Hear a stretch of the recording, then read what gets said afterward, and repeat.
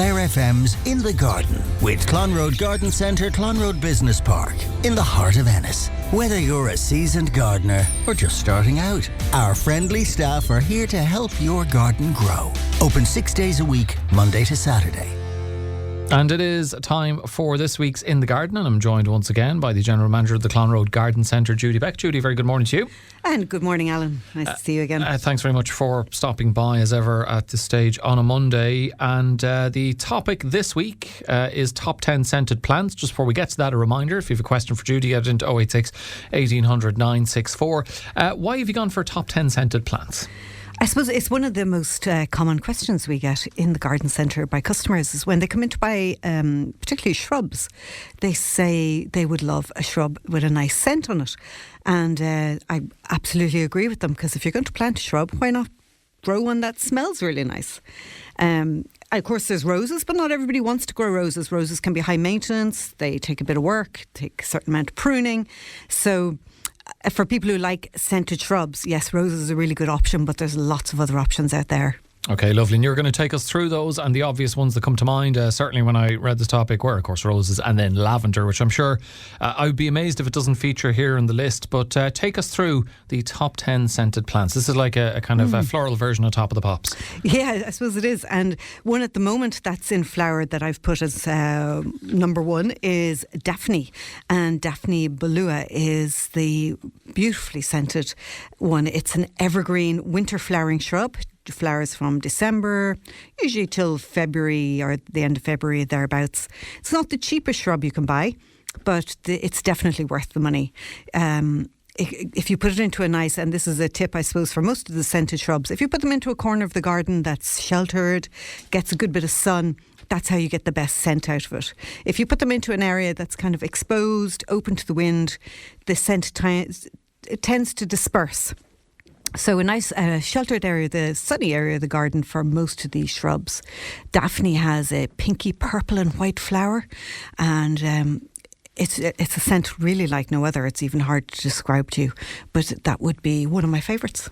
Okay, lovely. I'd never heard of that before, Daphne Balua. That's what else is on the list? What's made the cut? So a very popular one with the customers would be Philadelphus. It's also known as mock orange, and the scent is in the name there because it smells like oranges. It's a large shrub, about 6-7 foot high, 2 metres, deciduous, so it does lose its leaves. It's a bit of what we call a one-hit wonder because the flowers all come out at once. They flower for a few weeks and then they're gone, and that's it till the following year. But the scent is so good, that's what makes it so popular. The flowers are abundant. You do get loads and loads of flowers, very heavy scent. But as I say, it lasts for a few weeks, then it's gone, and it's definitely not continuously flowering. So I would recommend maybe for a medium to large size garden. Probably doesn't earn its money enough in a small garden. Okay, and the next one? Sweet pea. Sweet pea, it's you can get them in both annual varieties and you can get it also in a variety that comes back every year.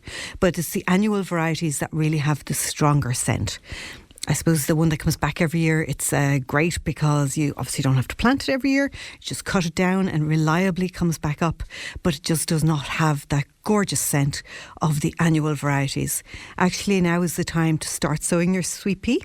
You don't have to do it this early, but if you do start now, you will have them flowering for earlier in the year. And actually, we notice sometimes that people, even getting married in the summer, they like to grow sweet pea because they like to cut the long stem varieties and have them on the table at the wedding, which is really nice, and their guests get that lovely smell. But of course, you don't have to be married to grow sweet pea. Just but once you grow it, I guarantee you will grow it every year. And if you miss out growing it by seed, we do sell the plants later. So another one that I would highly recommend. And of course, the one after that was the one that you mentioned, which is lavender. Lovely, lovely lavender. Even when I hear the name, I just think of the smell instantaneously. A wonderful smell. It is. And actually, you know, that lavender is probably the plant that garden centres sell more of every year than any other plant. So it is the most popular plant with customers to buy. There are two types of lavender, main types I should say. There's French lavender and there's English lavender. And the English lavender is a little bit hardier. Some people prefer the look and scent of French lavender, but if you wanted to be more reliable to return next year, I would recommend probably the English lavender. I think lavender is a Mediterranean plant, so think of well-drained, gritty soil with plenty of sun. It would hate to sit in cold, wet ground over the winter. So if you have very heavy soil, probably better to grow it in a pot.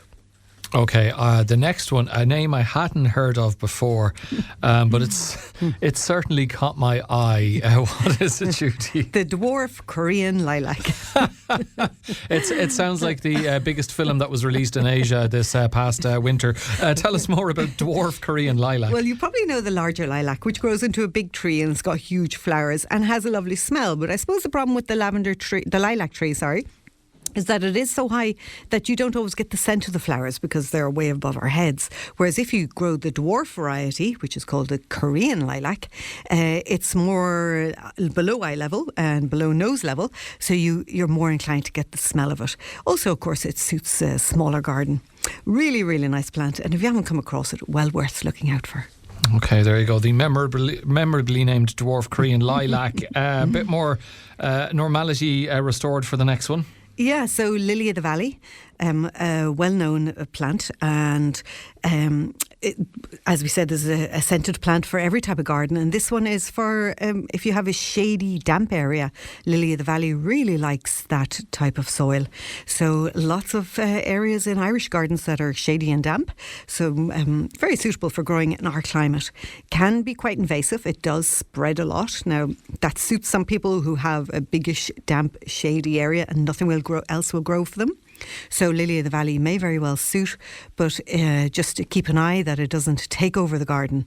It does spread a lot, but absolutely gorgeous smell, and I think that doesn't really need a lot of introduction. People know that plant quite well. As you say, pretty well known. The next one, I don't know how well known it is or not. It's certainly a new one on me, which is why I'm probably mispronouncing it. Sarcocca confuse or sweetbox? Yeah, that's a lovely evergreen shrub, and probably not grown as often as it should be because it will grow really well in shade. It does keep its leaves. It is evergreen, as I was saying. And now the flowers are not significant, so it's not a plant you're going to look at and go, oh gosh, that's a gorgeous flower, because it isn't. It's only a tiny little flower, but the smell from the tiny flowers are absolutely beautiful. And it can be grown as a hedge as well. So for a low growing hedge, that might suit for some people to grow. And of course you get that really, really nice scent. And that's also winter flowering. So that would be flowering right now in a lot of gardens from January till about the end of March. Okay, if I thought I might struggle with that one, my fears are even heightened more with the next one. And I didn't do Latin at school, so you know your experience working in this sphere. So I'll let you tell us what it is. So Trachyospermum jasminoides. Oh, well done. And the common name, probably easier, is star jasmine. So it's called jasminoides because it smells like jasmine, and it's an evergreen climber. A gorgeous climber. Will cover a big area. So if you have a large wall that you want to cover with an evergreen, this is a really good one to consider. Has these gorgeous, as I was saying, jasmine scented flowers. Needs a sunny wall though. Won't do well on a north facing wall. So it needs that sunny west or south facing wall. But that one is becoming more increasingly popular all the time because it really has that gorgeous smell. Okay, the next one? Hyacinths. Hyacinths, again, it's the season at the moment for hyacinths. Beautiful smell, comes in a range of colours.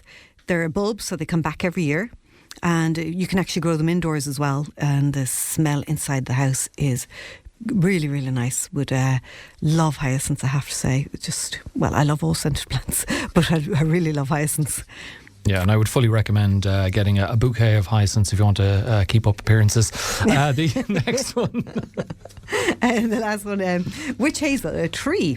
So we have shrubs, we have bulbs, and now we have a tree, the witch hazel tree. Beautiful colour in February, and it gets those flowers before it gets the leaves. So you really see it comes in, you can get it in yellow flowers, orange flowers, red flowers. Lovely tree, not a very big tree. but really nice scent and very pretty tree. And you don't actually see it that often. It's not a real hazel tree. That's it's not a true hazel, just nicknamed the witch hazel tree. But it's certainly one to consider if you have space for a nice small tree in the garden. Okay, a lovely run through of a top 10 scented plants there. 086 1800 964 with your gardening questions for Judy. Before we get to that though, you have some tasks drawn up for our gardeners for the coming week, and I think even one of your top 10 scented plants features in there. Yeah, so the sweet pea, as I was saying, now is the time you can start sowing sweet pea seeds. And just a tip on if you are going to do that is to soak them for 24 hours before you sow them, because you get quicker germination. And of course, don't put them outside yet. You wouldn't be sowing them outside. You'd be sowing them in little pots inside in the house. What else do we have? We also would say now heathers. It's a really good time to buy winter flowering heathers. Funny enough, we get so many people looking for heathers in the summertime when they're all finished, and it's now that you buy them because the varieties are available. Really good source of pollen for when you see the odd bee coming out on a nice day and they're looking for some pollen. Winter flowering heathers are a really good source of pollen for the bees at this time of year. Heathers are a great little winter plant. They give great colour, I have to say, in the winter and the spring. And the last job, if we're getting freezing cold weather, just to remind people to make sure if you have a pond that it hasn't frozen over, so the birds have somewhere to drink. And also for pond maintenance, maybe remove leaves that might have fallen in during the autumn and winter, because what happens is that the leaves rot. They go to the bottom of the pond, and you end up with a problem with the pond, because the leaves cause too much nutrients in the pond, and that's really bad for ponds. So just clear your pond of leaves would be the last job at the moment. There you go. Just a couple of jobs for you to take care of if you can. Let's get to the listeners' questions, Judy. And the first one is pond related. Where's the best place to put in a new pond, even before you have to maintain it? If you're putting a pond into your garden, the best place would be somewhere that's preferably not under a tree, because I was saying about the leaves falling in, and also somewhere that gets a reasonable amount of sun. Better not in total shady area if you can prevent that in the garden. And also, well, it depends on the size of your garden, but somewhere that you have a bit of space, not just to put in, if you can at all, not put in the smallest of ponds. Better off if you can put one in that has a little bit of room that you can put in some plants, pond plants in, and that has space, for the wildlife to come and drink out of. Okay, next question from someone who maybe they're conscious of the mistakes they make in the garden. They're wondering, what is the most common mistake you see beginners making? They say, I think the overlove syndrome is one to look at, and they mentioned that they once visited a friend who was so worried that her fiddly fig was thirsty that she watered it every single day, and by the time she saw it, she says the poor thing was essentially standing in a swamp. I had to teach her that sometimes the kindest thing you can do for a plant is to leave it alone. Yeah, the fiddly fig is it's an indoor plant, and the most indoor plants die from overwatering. So the listener is absolutely right that sometimes plants thrive a bit more on neglect than they do on too much TLC. So you'll often see the tips of the leaves going brown, which means the plant is on the way out, and that's generally a sign that the plant has been overwatered. Especially at this time of year, they need very little water, unless you have a really hot room, but less is more. Okay, any suggestions for hedging that will grow near the sea? Hedging by the sea, the two main types, most popular, one would be Griselinia. It's an evergreen hedge. Lovely green leaves, shiny green, light green leaves, really nice. And the second one, if you want something that flowers, Escallonia. Very hardy. Actually, I have a third one as well, but fuchsia. Fuchsia grows really well by the sea. Of course, again, it loses its leaves. Escallonia would be semi-evergreen.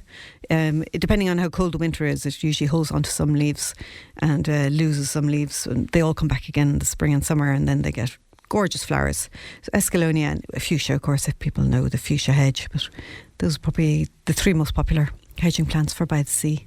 Okay, another listener who clearly either lives in an apartment or just has a tiny balcony in general, but is wondering what advice you would have for someone in terms of growing plants on a tiny balcony. So I suppose depending on what the aspect of the balcony is, that would be one thing to keep in mind, whether it's north facing, which means it gets very little sun. Doesn't mean you can't grow plants, but you want to pick plants that would be suitable to that. Or maybe it's south facing and gets tons of sun.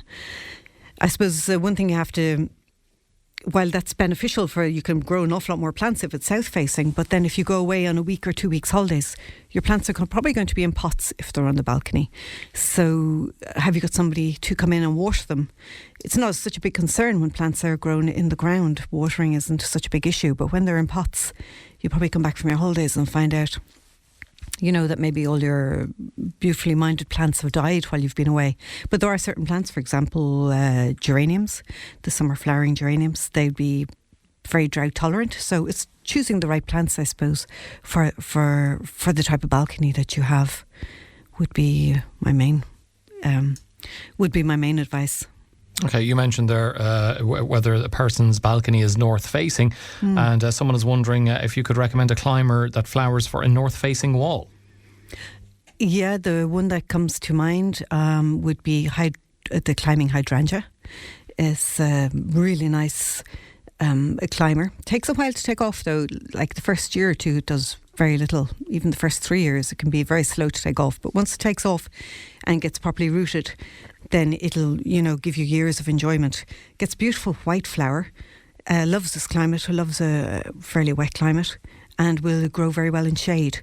So there are other climbers that grow on north-facing wall. The one clematis that will grow is Clematis alpina, the alpine clematis. That doesn't need as much sun as the other ones, but for most of the clematis they need a good bit of sun. But that particular one might be one to consider for the listener. Okay, I think it was Prince Charles, or now King Charles, wasn't he famous back in the day for talking to his plants because he thought it would help them grow? Someone's wondering, do you believe that talking to plants actually helps them grow? Is there anything in that, or was he completely deluded? Well, there is a little bit of science behind it, because when we're talking, we're breathing out carbon dioxide, which is what the plants take in, and then they produce oxygen. So that's what that science is based on. But I think also if you talk to your plants, it means you really care about the plants, and you're spending time with them and looking at them. And if you're spending a bit of time with them, you'll notice any little changes, or, you know, if they've got pests or diseases that you might notice if you don't talk to your plants. So I would believe in talking to plants. I'm not sure I'd give them pet names, but I'm not sure I'd go that far. Okay, so the talking to plants, you might notice, as you say, diseases and stuff like that, but really, if you just stood beside them and exhaled all over them for a while, that would help. Just same thing. Okay. Yeah. Glad we got to the People bottom of that. People might think you're a bit odd. Yeah, exactly. If you're going to do that, make sure there's no one around your garden. Figs, Judy. Can you grow figs in this lovely country of ours? You can. There's one, I think it's called brown turkey. Yes, I think it's brown turkey it's called. I'm trying to remember now. But you can grow figs. You need a nice sunny position for them, and they can grow quite big. But yeah, we do sell figs, fig plants, fig trees in the summertime in the garden centre. People do successfully grow figs, so yes, the answer to that is yes. You don't sell fig rolls, though. How do you put the figs in the fig rolls? We'll never get to the bottom of that one. Someone wondering how you deal with garden burnout when the weeds take over. I suppose when that gets to that point, some gardeners will just throw their hands up in the air in despair and head back into the house. Yeah, no, I can relate to that. That can really, really get you down. This is actually a really good time to try and get on top of it. And if you want to do it without using weed killers and chemicals, what you can do is put down cardboard, just plain cardboard, and put a mulch on top of it. And that mulch can be compost or it could be farmyard manure. What happens is that if weeds don't have any light, they need light to continue growing and to germinate. So if you have it covered with cardboard breaks down itself naturally, so you don't need to remove it afterwards. You put the cardboard down on whatever area you're really suffering with the weeds, particularly in flower beds. Put down a mulch on top of it, whether that's manure or compost, and then that'll all break down and the weeds will get smothered. Your flower bed will really benefit from that mulching, and you're not doing any harm to the environment. Okay, very good. Someone wondering about strawberries. Can you grow them without a polytunnel, or is that an essential piece of kit in order to be able to properly grow them? Yeah, strawberries grow really well outside. So the only benefit really from growing them inside is that you get earlier crops, because the sun will ripen them earlier and quicker. But strawberries are hardy. You can leave them out over the winter. You don't need to dig them up and bring them in. Very hardy little plant. I suppose the one thing you have to keep an eye on growing them outside is slugs. So that would be one of the problems with them. But if you can grow them maybe up high, even in hanging baskets, that solves the slug problem. So, yeah, absolutely. Strawberries can grow outside. Okay, brilliant. And our final question for this morning from someone wondering, what is the strangest thing you have ever found while digging? I am hoping, Judy, you're going to say gold or some medieval artefact. Probably just like a new breed of worm or something, was it? Yeah, unfortunately it was. It's the New Zealand flatworm I found once. Are they particularly bad for... Yeah, they are. They're an invasive species. Now, there was a lot of worry there a couple of years ago that the New Zealand flatworm was going to eat all our native earthworms and we were going to have a huge problem. But it doesn't seem to have happened. They don't seem to be terribly hardy. They don't seem to survive that well in the climate. So thankfully they don't seem to be as big a problem. But it was a really nasty looking yolk. So yeah, that's probably the strangest thing I found while digging my garden. Well, I definitely would have preferred gold or a medieval artefact over that. Judy, thank you very much. Judy Beck from Clonroad Garden Centre joining us as ever for In the Garden. If you ever have a question for Judy, send it in to 086 1800 964.